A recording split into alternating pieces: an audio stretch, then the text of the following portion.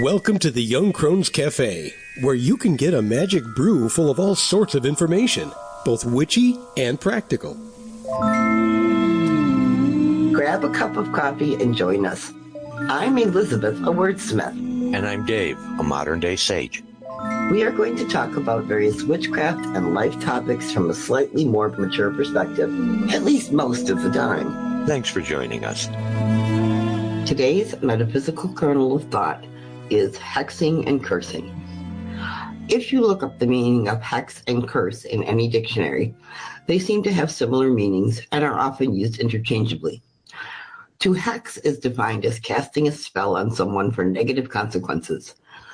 To curse is defined as expressing a wish that some form of adversity or misfortune will happen to someone. We on the path tend to think of it as hexing is the action taken and cursing is the words you say to create the hex. Any way you define it, it is deliberately sending something baneful towards someone else, often if all conventional methods of resolving a situation have been exhausted or have been ineffective. There has always been a big debate among practitioners of the craft about whether or not to ever practice what is often referred to as baneful magic. This may be the result of reliance on something called the Wiccan Rede, which emphasizes not doing harm, and that if you do it, it will come back to you threefold. The Rede is actually a modern invention, which may have been used to make witchcraft and magic more palatable to the world at large, with a public introduction of the Wiccan tradition by Gerald Gardner in England during the 1950s. There has always been people who believe that the practice of witchcraft is evil or harmful, and this may have been an attempt to demonstrate that Wicca was only benevolent. We recognize that what you choose to use magic for, or if you use magic at all as part of your practice, is a personal decision. We believe there's always a price to pay for working magic. If it is beneficial magic and you are creating positive changes within or for yourself, the universe also benefits from that energy. If you choose to hex as part of your practice, you need to seriously consider the repercussions of any action you take against another, and does it warrant the action? One of the things we suggest is that you focus on it as part of your practice is never to hex when you are angry about any situation. First of all, you need to be calm and focused when you perform any type of magical working. And second, we have all had those knee-jerk reactions where we do something we may later regret or blow something all out of proportion. You also need to keep in mind what type of price you may be asked to pay, and we don't mean the universe is coming to get you if you use a hex. You are affected physically, mentally, and spiritually by every act of magic. Consider and choose the best possible course of action for yourself. Good evening, Dave. Well, hello, Elizabeth. How's it going? Not too bad, not too bad. Things are nice and quiet and peaceful now that the 4th of July monstrosity is over with. Bang, bang, bang, bang, bang from 87 directions. Yes. I don't know. I like watching the fireworks on the local news broadcasts, like the fireworks from downtown. Yep. Because that way I can turn the sound down and see all the pretty stuff in the sky and right. not have to sit through the kabooms that go with it. I'm close enough to downtown where it was just, it reminded me of Lebanon. Yeah, I can believe that. And I'm sorry you had to go through that. But on a positive note, it should die down mostly. So usually when it's a late week 4th, by Saturday or Sunday, they pretty much have run out. Yeah, and it isn't like they can get them the rest of the time in the stores. Unlike, say, if you live in a state south of here that starts with a right. P, ends with an A. However, well, I digress, But tonight we're talking about a subject. A pox on them. In their houses, yes, as Shakespeare would say. A pox on them. Isn't that what we're talking about? Well, yeah, in essence. Poxes and hexes and curses, oh my. Yeah, pretty much, and it's one of those subjects that a lot of people are really uncomfortable with. But it is part of the reality that it is an option when you are a witch because of what we know how to do. Now, you don't have to choose to do it, Yep, I agree with that wholeheartedly. and there are, I think, degrees of a hex where I know someone a few years ago who was a practitioner who was dealing with an ex-husband who was a stalker. Just didn't want to accept the fact the marriage was over and wasn't violent, but restraining orders, talking to the judge, didn't do any good. And she kind of, rather than banishing or binding or any of the traditional curses, she created magic where he didn't find her attractive anymore. Or when he got within a certain distance of her, he felt uncomfortable and decided to go the other way for a while, kind of thing. And it wasn't meant to cause him any lasting harm or anything like that. It was just meant to give him pause and recognize that maybe I really don't want to do this. Right. And it wasn't meant to last for eternity or anything like that. Now, as we defined it, because it's very similar, we on the path came to the conclusion that a curse is the words that activate a hex, for want of a better definition, and a hex is the action you take as part of that. That's the actual doing of the spell. Okay. So if we're talking about it in that way. So you're composing and then casting. Yeah, pretty. Or in this case, cursing to hex. Yes, and cursing is all about the intent, because that's when you're wishing somebody harm. Yeah, see,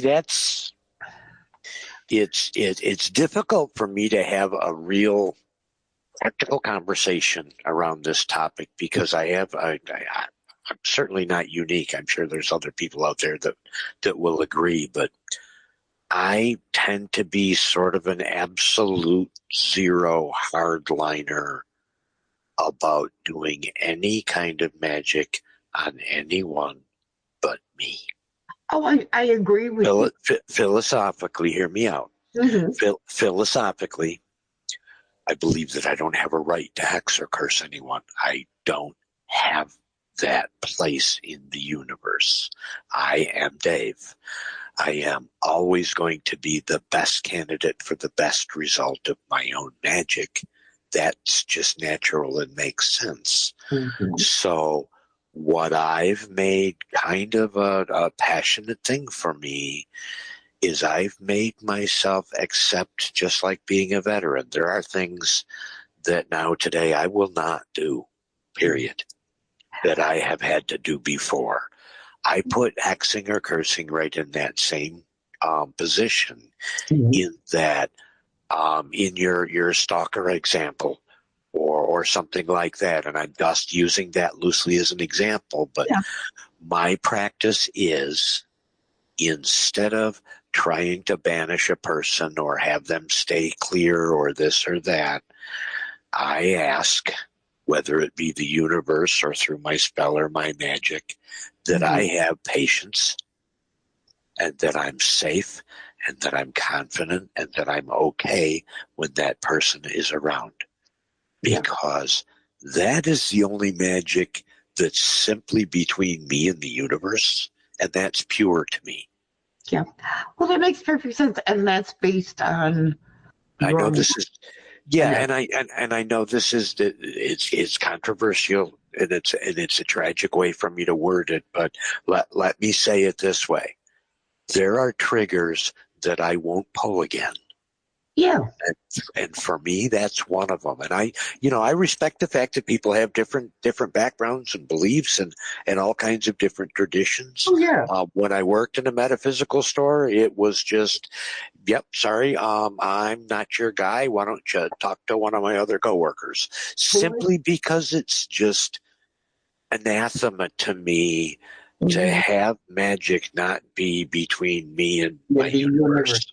Which is why I think I agree with you, because I'm the same way. It's not something that I ever want to have to do. Sure. I'm saying, But yes, it is there. it I is I there, will acknowledge that and I think, we are powerful souls. and I think we need to acknowledge that there are people out there that is part of their practice. I mean, granted, it's the traditional reputation of witchcraft, and I think Well, that here, where it comes from is in the past, people who lacked any kind of power resorted to that kind of witchcraft. I mean, if you look at the original spells that they found on clay tablets in ancient Babylon or in Egypt, the majority of them were some sort of curse or hex. And it was usually somebody, the slave cursing the person who had power over them because they had none. All right. And today, my morals and ethics and yours. well, and that's just it, because Power. you could even argue that slaves case. Absolutely. Oh, yeah, but you see where I'm going. Yep, So I sure do. And that's, I think, where the original reputation started, that witches only practice hexing and cursing, or that is a big part of people's witchcraft practice. Yeah. And for some people, it's normal and acceptable, which is why, too, we put in, when we wrote about this, that, yeah, some people do it, and we are not, as having my own personal morals and ethics, I can't impose mine on anybody else's. Right. But and we're also not disavowing, or we're not acknowledging the fact that, yes, there is that kind of magic. It's out there. We live with it. Oh, yeah. And we write in the thing, don't do it while you're angry, because we have all been that mad and had that knee-jerk reaction.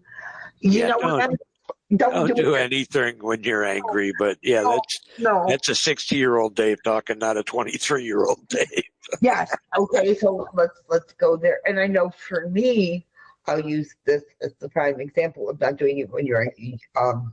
We mentioned in passing, I'm sure, that my daughter and oldest granddaughter, were murdered in 2016, and her husband did it, and the father of the oldest grandchild, and left 7 children with nobody because he was in jail. And there was part of me that was so angry, and you remember that. And I wanted to. I wanted vengeance as opposed to justice, and I managed to walk myself back enough, and with the help of and I think so many faiths too recognize that there is a limit to the suffering that, and I tend to, when somebody's struggling with something like this, I tend to go back to the look at body, mind, soul. Yeah, exactly. And any magic that you work affects it, is going to have an impact on your body, mind, and soul. Oh yeah, exactly. So whether negative or positive or whatever, here again, that's between you and your universe. Exactly. In my universe, that here again, I acknowledge that the option is there, but in my menu, it's grayed out. Yeah, exactly. So but I'm saying, I was so angry, which is why I'm saying you never work magic when you're angry, that I just couldn't even function. And the local witchcraft community knew we were going to do a spell for justice. And they all went, you could feel the energy pouring into that backyard from places that weren't ours, kind of. And we lit a candle that should have burned out, and it burned through the whole trial. And when he was found guilty, it cracked. So, I was able to pull myself back from hexing him into oblivion, which was my first, when you are that upset and that angry and that full of grief and rage and knowing what a mess this is, there's a certain desire to just have a nice lightning bolt from the blue hit this person kind of thing. And when I was able to cycle it into justice, that my daughter and granddaughter will have justice, and I will have justice and closure, rather than and he will get everything that he has earned. Oh, please, yes, and I know that today. But on the flip side of that, out of that totally negative craziness at that time, it reverberates through me the power of magic every time. That magic really does work, and it's so real. And after that, my ability to do spell work took like exponential leaps because Sure. I had the belief I've seen it work. You know, Well, and and I believe intense experiences tend to unlock intense potentials in us. exactly, I think so. Which is why I don't, I do, when we're talking about hexing and cursing, righteous anger is still anger. Yep. Okay, there are certain things we can be angry about, the inequality of people of color and women and older people and on and on and on, and the LGBTQ plus community and everything else, and the discrimination, and that we are sitting here complaining about first world problems when people are starving, you know, kind of stuff. But there's a righteous anger there, but it is still not a reason to try to affect anything but us. Right. And for us, hexing and cursing, and for those of us on the path, it's kind of not a choice because, as you said, the focus of the path tradition has always been our personal spiritual growth. And what can we do as we walk the path to expand our own horizons and knowledge and connect? Well, and that's why I say, you know, in the way that I cast or in the words that I use with my self-talk and whatnot, you know, all right, when this person is around, help me be strong. Yeah. Help me be patient. Help me be quiet. Help me keep my freaking yap shut. Help them go find somebody else to buy. Sure. You know, I Wish them well and away. yes, exactly. Which is kind of what my friend did with her husband, who was a stalker. Just you don't want to be here. Go find somewhere else to go. Yep. But you feel kind of uncomfortable about it for 9 or 10 times, and he got the message. And she immediately thanked the universe, ended the spell, and he didn't bother her anymore. And today they are successfully co-parenting teenagers. So, you know, and Yep. she recognized that he wasn't around just to make her nuts. He was around because she had moved, you know, they had agreed to a divorce, and that part of it was all amiable and everything. But once it was done, he recognized he didn't want to do it anymore. You know, he wanted what he didn't have. Okay. Just because it was comfortable. So, you know, we do what we do. Yep. And sometimes we're all a little irrational, which is Body, mind, and spirit, and I can only be responsible for mine. yeah, pretty much. Yes. So, you know, if hexing and cursing is part of your practice, we can't say don't. Well, but let's also acknowledge the fact that while I have this sort of high and mighty attitude of I won't curse people, mm-hmm. the stuff in my head, you know, when that jerk when that jerk cuts me off in traffic, or when this on your happens, bicycle, yes. Oh yeah. you know, it's my thoughts, and you know, this is something that I've been focusing on. I started actually way back when Susie was still around. We changed to where when somebody would run through a red light, instead of screaming about it, we would just say, "Get there safe." Yeah. You know, and just kind of find a positive spin somehow. Yeah, because then you're not feeding in their craziness.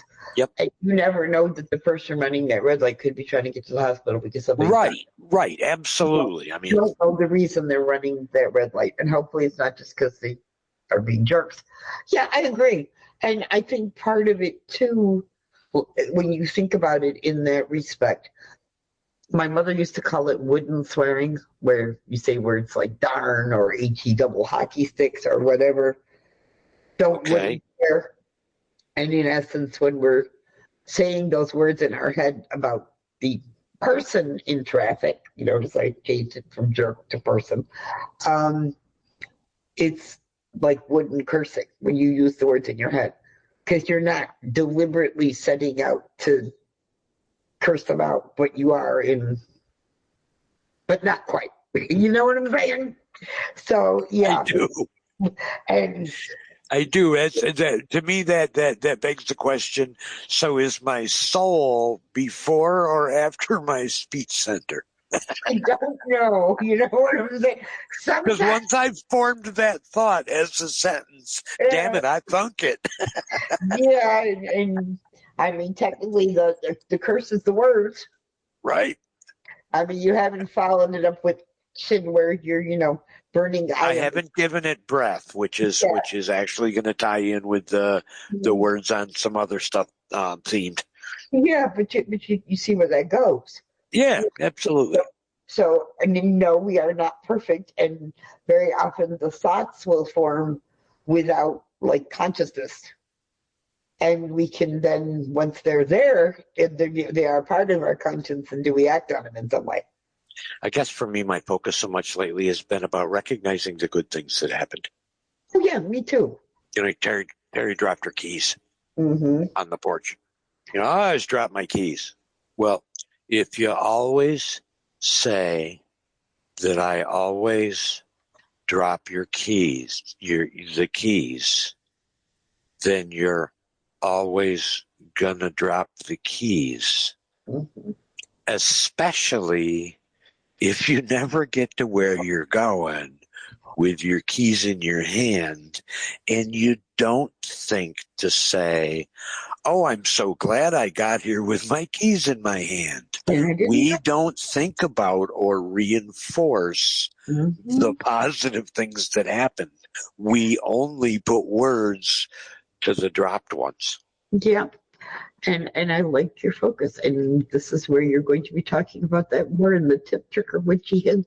So keep listening to the episode and listen to him expound some more on that topic. It's really fascinating. when we and this is, I think, part of. Oh, see, now you're going to have me up all night doing multiple takes with this kind of build-up. Well, I'm sorry, but think about it. But no, you're not. This is one of the aspects of the path: is we learn to grow a little bit. And we change our focus. And I think the longer we're on the path, the more I keep the focus on me. And I'm not as aggravated with all of that stuff, like dropping my keys or the idiots in traffic or whatever, because they don't affect my life like that. Well, that's just it. If they didn't hit you today, then they're not in your universe anymore. Pretty much, know. Exactly. And why am I wasting my time and energy on them? I have so much more fun stuff to do. Like talk to you about crazy topics. Oh, here we go. Like spell work and rituals. Well, come on. Let's be honest, Yep. So with that being said, you got anything to add before we shut this one down? No, I am happy. Me too. So with that being said, may you find mirth and reverence in all things. And when you hang out with us, you never know what you're going to get. So. I always have fun with you. With that, be safe, be kind, and be loved. Practices of the path. These are the hows and whats that we, as practitioners on the path, actually do in our own lives. Everything from the various tools that we work with, as well as those we don't and why, to the solar and lunar cycles, herbs we use, crystals and stones that we work with, candles, incenses, and anything else we come up with that can give an understanding of what we personally do with our magical practices. So tonight we're focusing on words and the power that we can create using them for like spells and ritual, spell work and rituals specifically. And the magic that we're working both consciously and unconsciously with the words that we use. Oh, exactly. But the idea is, if you've ever written spells or practiced spell work that somebody else wrote, very often there is a lot of you get the rhythm and the rhyme in it. Sure, it's a lot like writing a poem or writing a song. Exactly. There is a certain pace. Yep. Yeah, exactly.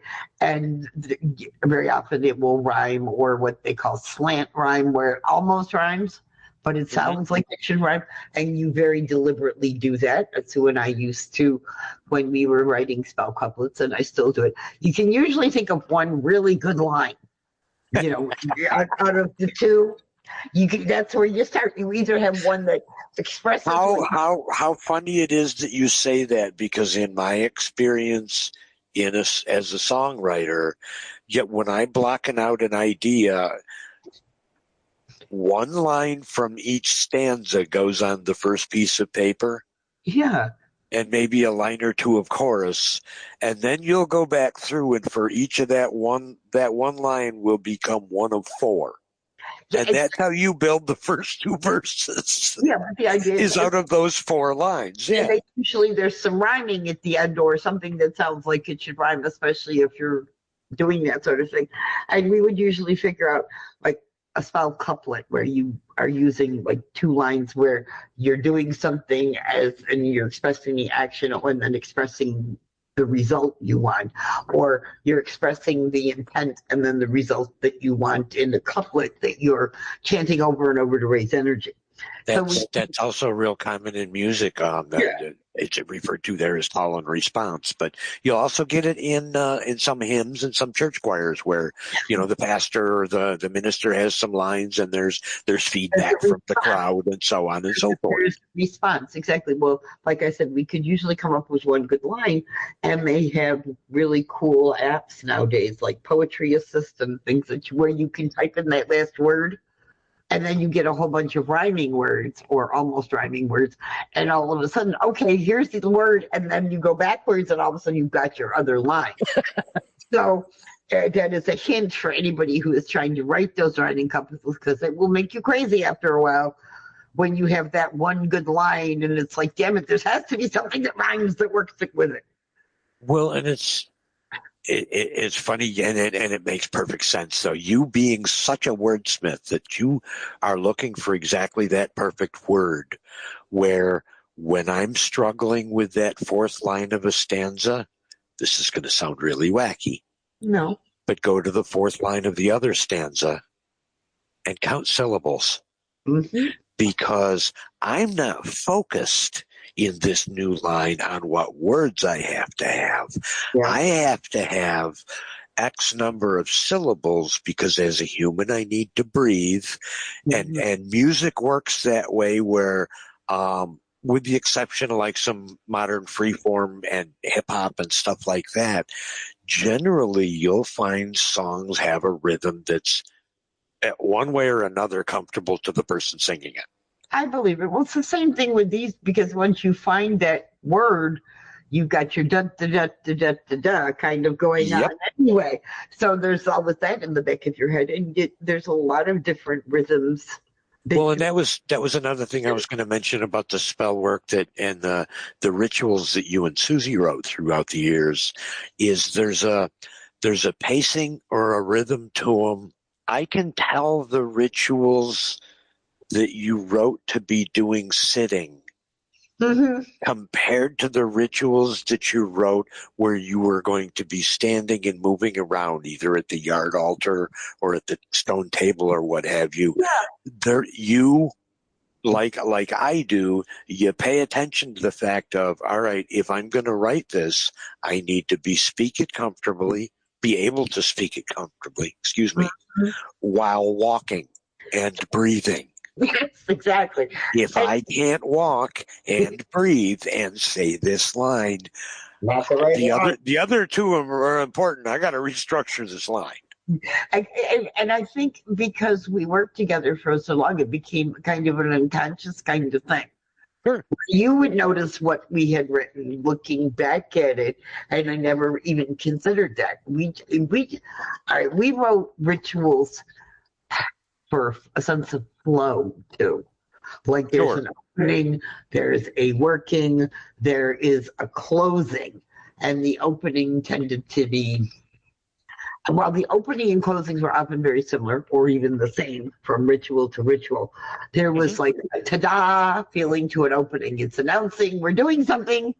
to our brains, to the universe, to the neighbors behind you who would amazingly shut up whenever they heard us starting in the backyard. The music shut down, the neighbors stopped fussing in the backyard. Fine, that sort of thing. And the working was, like you said, either geared for movement or standing or sitting or whatever.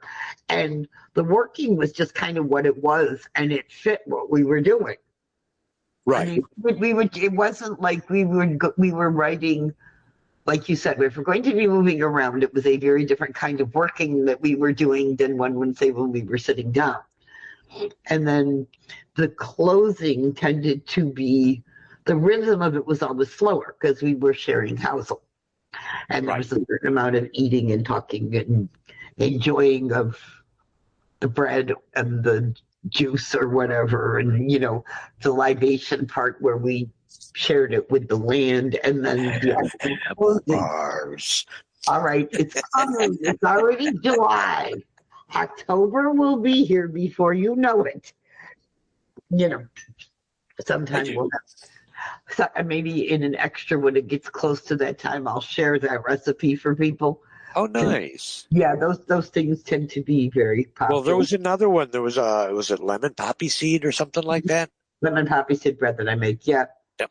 Yes, that I would make for equinox because it's dark and light.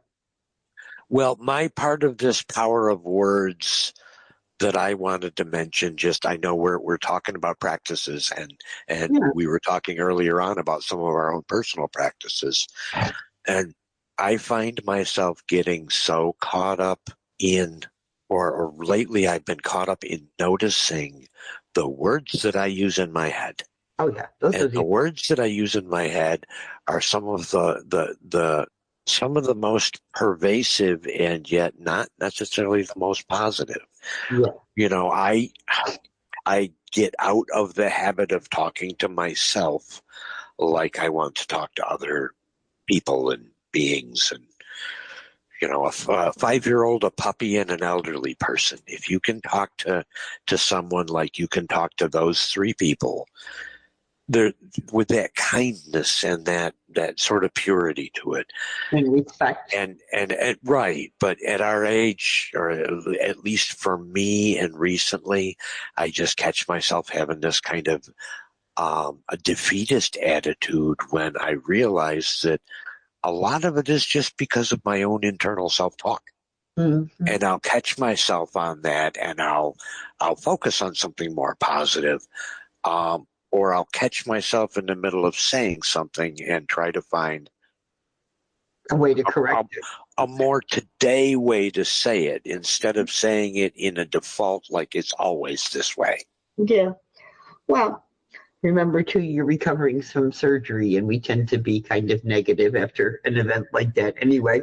However, this is a hint for you who like to listen to our podcast. Dave is going to be talking about how you can use words to speak nicely to your universe as well. So stay tuned for the tip, trick, or witchy hint part. But the idea that words have power, and especially when you're creating intent for spell work. Sure. I mean, from the same point of view that a witch discusses magic, a musician can say, this is the message that I was trying to get into the people. Yeah. Yeah, and Sue and I came to realize that if we could not put our intent into a very simple, concise, easy to read sentence in one breath, if you could not express your intent easily that way, then you were not meant to do what you were doing, because intent needs to be very clear. Just think of it as a headline on a news story. Yeah. Right. Yeah, absolutely. In a word, distilled. Yes, distilled, exactly. Yep. And I think that's what you meant by some of our rituals. We'd done it together so long in that respect that we had distilled what we were doing down to certain things that always worked. So we're going to do it this way. And the other piece is, like you said, as a musician, you could appreciate that you need a flow. If you read a whole ritual through, if you write one or a spell, and all the bits and pieces that you have created, one of the things I have always done when I'm done writing a ritual is go and read it out loud, because then you catch the sentences. Right. The pieces that are too long and maybe should be split into several other sentences, or if we're doing, like back and forth, I'm not saying 40 words to somebody else's 6. Sure. So that you can catch all that stuff. And I think that's my best tip for that, is read it out loud once you write it. And ritual is some people think they can't write ritual. Yes, you can. Sure. You just have to sit down and figure out what you want to do, how you're going to raise energy, just like you would with spell work, and start from there, and then just figure out how you want to announce to the universe what you want to do ritual for. And you have some way at the end to ground yourself back to the mundane world, so you're not half-astral for the next 2 weeks, kind of thing. Yep. Step up to the mic, say your piece, and say goodnight. Say goodnight. Exactly. Or in the case of the musician, play the song through, let there be the drum solo somewhere in the middle so the audience can dance and get I don't remember who it was that said it, but somebody a long time ago said, the question was, how long is too long on a song, or how do you know when a song is done? And the simplest answer was, has the story been told? If it is, then say goodnight. Yeah, exactly. That's pretty much it. Yep. Rituals, we get the idea in our head that rituals have to be this super complicated thing, and they really don't. I think some of the most powerful rituals I've written, participated in, etc., were not the big flashy ones, but the ones that were really quiet, because then you're really focusing on what you're doing. Sure. And experiencing. So, with that being said, do you have anything you'd like to add to that particular topic? No, I am great. Or are you going to save the rest of it for your upcoming tip, trick, or witchy hint? I will have some fun with it, yes. I'm sure you will. Before we go, we would like to present you with a tip or trick or witchy hint, just something to make your day go better, because we live in a mixture of the magical and the mundane. For this episode, our tip, trick, or witchy hint is about talking nicely to your universe. When we do talk nicely to our universe, we'll find that it really is listening. So the other evening, I was having a little bit of a Dr. Doolittle moment out on my back porch, and having a moment of gratitude about all of the little furry creatures and animals that share the yard with us. And it was just getting to that time of day where the fireflies were coming out, and this time of year they're just solid across my yard. Beautiful fireflies, which are great to meditate to, and for me they're great to just sit on a lazy summer evening and think about missed days and people that have passed and whatnot. So anyway, I had a firefly while I was sitting there that hovered over to literally right off the end of my nose about 6 inches and stopped. And I resisted the urge, to shy away or wave my hand and make it go away. And I just sat there for a minute and stared this thing right square in the eye. And he hung there for probably 10, 12 seconds and then lit his light up and flashed at me. And then the light went out and he waited a few more seconds. And then there was a little bob in the air and he was heading out into the yard over my shoulder. And for that moment when they were looking me in the eye, I felt for just that moment one of those rare connections where I really felt like I was in my right place in this great big universe. So I was having a kind of a magic moment and feeling all mystical and whatnot. And a few minutes later, a fly landed on my knee. And I caught myself before I went to brush it away. And I've thought deeply about this for a while. I wanted to mention it for this tip, trick, or witchy hint. Instead of swatting at the fly, I looked at the fly and I asked, would you mind going and lighting someplace else? Now, I know that we try to project our confident wills to the world, and I wouldn't have thought to see the lesson in this moment. But I asked him nicely. I mean, I wasn't pleading with him. He's a fly by any means. My voice was firm, but kind, soft, and he shifted to another spot. So I tried again, and I looked at him a little bit more closely. And I said, dude, seriously, it's a huge yard. There's some water over there. There's some flowers over there. There's some dirt over there. There's plenty of places that are probably cooler for you to be right now than on my leg. And I appreciate you being cool about this, but honestly, it's kind of freaking me out to have you sitting there looking at me like that. So could you go land somewhere else? And yeah, so here I am having a conversation with the fly. And no, my breath is not like a dragon, but I let him feel the energy of my words. I was firm, like I said, but soft, and he shifted to another spot on my leg. And I was as polite as I could be, but I was solemn and clear and direct. I am literally praying or chanting or casting or invoking you away from me. Know my will. Know my intention. I spoke it like I would to a child or a puppy or an elder. I looked around for alternatives, suggesting he go here or there. Seriously, I was speaking out loud to this fly. At the end of it, the fly came up off of my leg, buzzed around my face for a moment, and then left and went out in the yard. You gotta try this. If you're in the right space where you can get this kind of connection, you've got to try it. I spent the rest of the day being able to talk nicely to bugs and beetles and flies and lightning bugs.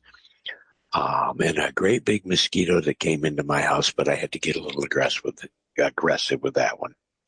But you got to try it. I mean, obviously it's magic, so it's going to work the best when we're still and we're centered, and I'm in that state like I was the other night. Not great for like, oh crap, I'm running my late, I dropped my keys and there's a bug. But if you have the chance, try talking to small examples of your universe in a kind and soft voice. So taking this from the insects to the universe now, I wanted to think about this for a while. And how do I speak to my universe? How do I talk to my God or my is or my all when I speak these magic words? How do I speak to it? Do I speak to the universe like I speak to the tree in my backyard that's seen so much for so many years? I'd like to think I try to speak to my universe that way. Or like I speak to the river, or I speak to the skies. But the reality is, no, I don't speak to my universe the way I speak to my tree in the backyard. I'd like to. I strive to. I know my universe will continually get nothing but better as I learn to. But it's hard. It's hard to learn to shift from saying, damn it, I always drop my keys or whatever when you're running late. It's even harder to recognize that we are certainly not in the habit of showing gratitude for not dropping them on any given day. The reality is, when we swear or curse or talk to the universe about something that just went wrong, That's exactly what we're doing, is we're talking about something that went wrong. We don't have a reason to talk about not losing our keys when we don't lose our keys. So by default, by habit, we don't show gratitude for the fact that, man, I haven't lost my keys in years. So the connection I'm trying to make here is just shift from always looking at the things in our life that we respond to with, oh, great, I got to deal with this, or, oh, great, I have to go back to work Monday morning. No, use the words the right way. I get to go back to my job where I like what I do and I like the people. I get to go back to work tomorrow. I get it in that we don't talk about things that go well for us. But if we talk to the universe as if things are going well, surely it must follow that that's the building blocks of greater magic. And what do you think?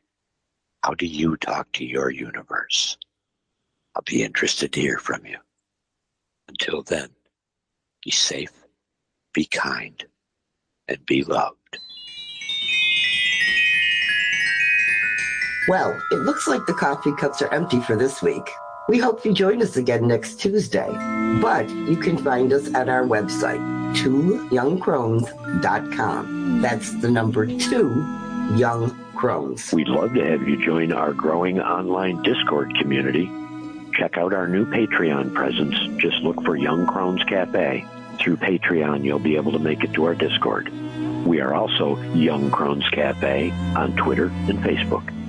Until then, remember, we are witches who work with energies to effect change. We are believers in both immanent and transcendent divine. We are celebrants of the passage of the solar and lunar cycles.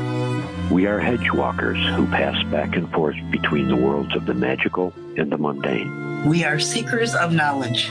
And we are walkers of a spiritual tradition we call the path. So mote it be. So mote it be.